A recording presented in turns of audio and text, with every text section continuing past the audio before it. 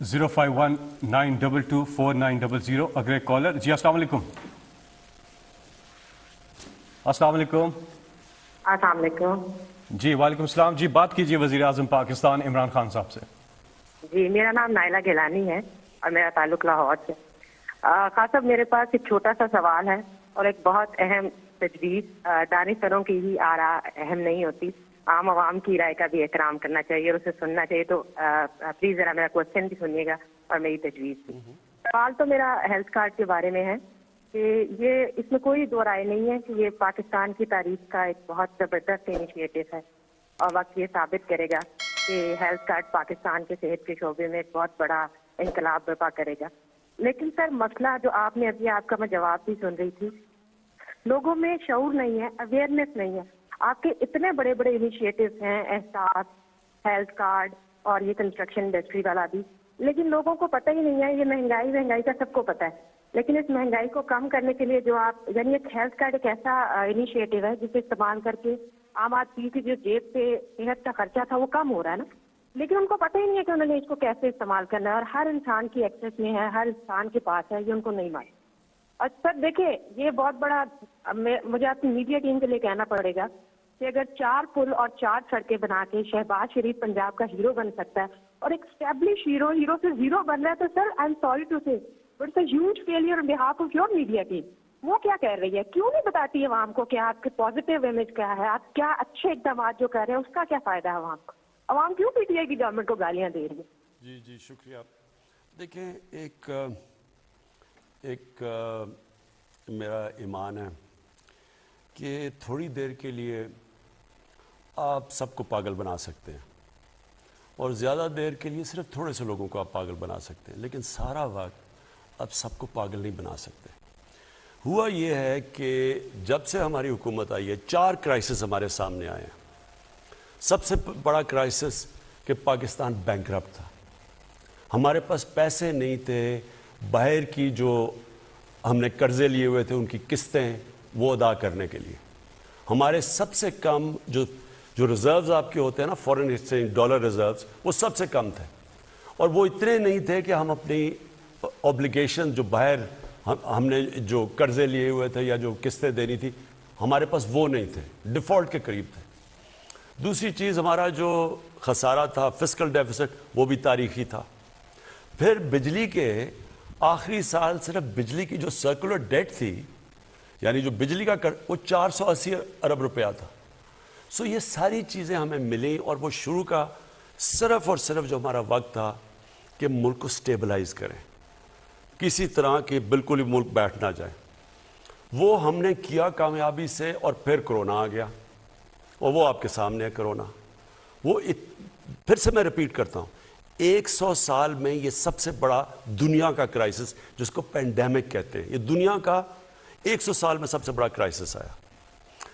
اس کے بعد یہ آ گیا ویو, یہ جو میں ابھی بات کر رہا ہوں, یہ دنیا میں جو مہنگائی آئی ہے یہ کرونا کی وجہ سے سپلائی شارٹیجز ہوئی, یعنی کہ چیزیں بند ہو گئیں دنیا میں.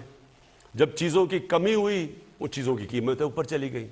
تو یہ جو میں آج ساری دنیا میں مہنگائی آئی ہوئی ہے, آپ قزاقستان میں وہ پبلک سڑکوں کے اوپر آ گئی, ہر جگہ سیریل, یعنی دنیا کے اندر یہ مشکل پڑی ہوئی ہے. تو وہ ہمارے اوپر آ گیا, یہ جو امپورٹڈ انفلیشن کہیں جو مہنگائی ہے. اور پھر افغانستان کا مسئلہ آ گیا. افغانستان کا کیا ہوا, جیسے جب جو وہ چینج آئی گورنمنٹ کی تو لوگوں نے اس خوف میں کہ حکومت وہاں کیونکہ ایڈ کے اوپر چلتی تھی, 70% ایڈ آتی تھی, تو نئی حکومت ان کو اس خوف سے کہ گورنمنٹ شاید بیٹھ نہ جائے, انہوں نے ڈالر خریدنے شروع کر دیے اور پاکستان سے ڈالر افغانستان جانے شروع ہو گئے, جس سے ہمارے روپے پہ پریشر پڑ گیا. تو یہ 4 کرائسس بڑے جو کہ کسی حکومت کو اتنے بڑے کرائسس نہیں ملے, اور یہ 3 سالوں میں.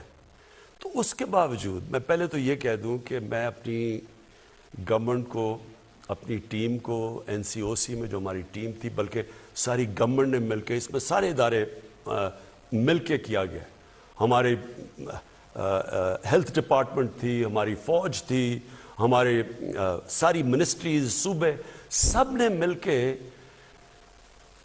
جو لوگ کہتے ہیں نا جی کہ پاکستان کی گورنمنٹ بڑی نااہل ہے, ہمیں تو یہ کہا نا نااہل ہے.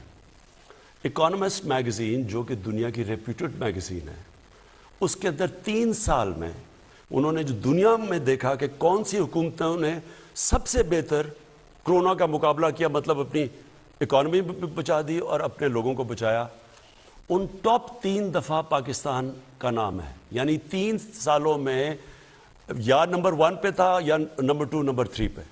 یہ دنیا کی انہوں نے ریکارڈ. تو ایک گورنمنٹ اس کرائسس سے بھی نکل گئی. پھر یہ مسئلہ ہے اور اس سے بھی نکل جائے گی جو مہنگائی کا.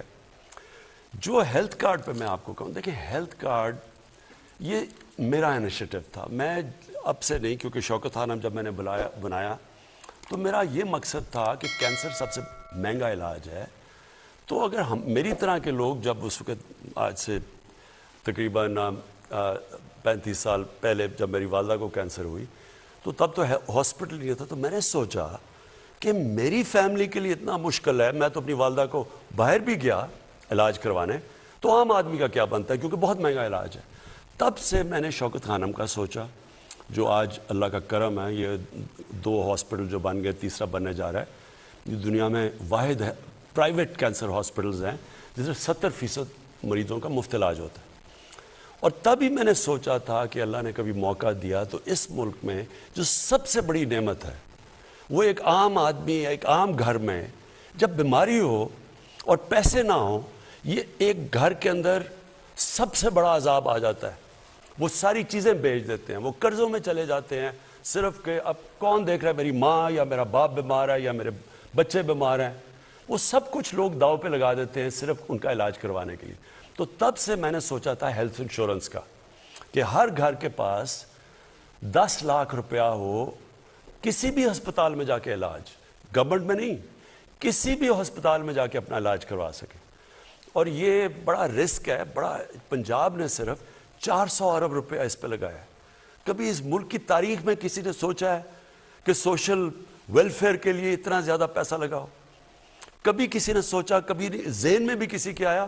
یہاں تو وہ لوگ بیٹھے ہوئے ہیں جو ٹیسٹ کروانے کے لیے لندن چلے جاتے ہیں، سارے ان کے علاج اور ان کے رشتہ داروں کے باہر ہوتے ہیں. ان کو کیا پتا چلے کہ عام آدمی کے اوپر کیا گزرتی ہے؟ تو یہ صرف ہیلتھ کارڈ نہیں ہے، یہ ایک ہیلتھ سسٹم ہے. اس سے کیا ہوگا؟ ہوتا کیا، صرف بڑے شہروں کے اندر پرائیویٹ ہاسپٹلز بھی ہیں اور ڈویژن ہیڈ کوارٹرز پہ جا کے گورنمنٹ ہاسپٹل بھی تھوڑا بہت علاج کرتے ہیں.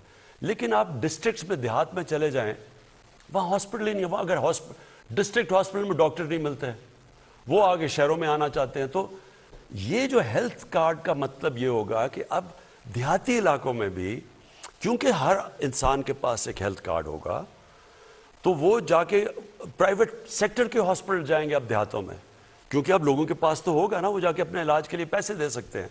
تو انشاءاللہ یہ صرف ہیلتھ کارڈ ہی نہیں ہے، اور یہ پاکستان کی تاریخ کا سب سے بڑا سوشل ویلفیئر کا پروگرام ہے جو ہمیں فلاحی ریاست کی طرف لے کے جا رہا ہے. لیکن یہ ہیلتھ سسٹم بھی ہے. اس سے ہسپتالوں کا، پرائیویٹ سیکٹر ہسپتالوں کا جال پھیلے گا. اور پرائیویٹ سیکٹر ہاسپٹلس کے لیے ہم پوری کوشش کر رہے ہیں ان کو سستی زمینیں دیں، ان کی ساری جو اکوپمنٹ باہر سے ہے وہ ڈیوٹی فری ہو، تاکہ وہ پھر اگر وہ پیسہ بنائیں گے تو وہ ان علاقوں میں جائیں گے اور ہمیں، ہمارے لوگوں کو علاج ملے گا.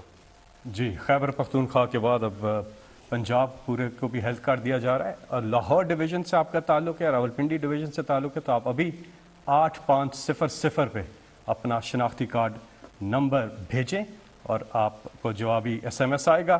اس کے بعد ڈیرہ غازی خان، سہیوال، فیصل آباد، ملتان، بہاولپور، گجرانوالہ اور اس کے بعد پھر سرگودا. مارچ کے آخر تک پورا پنجاب کمپلیٹ ہو گیا.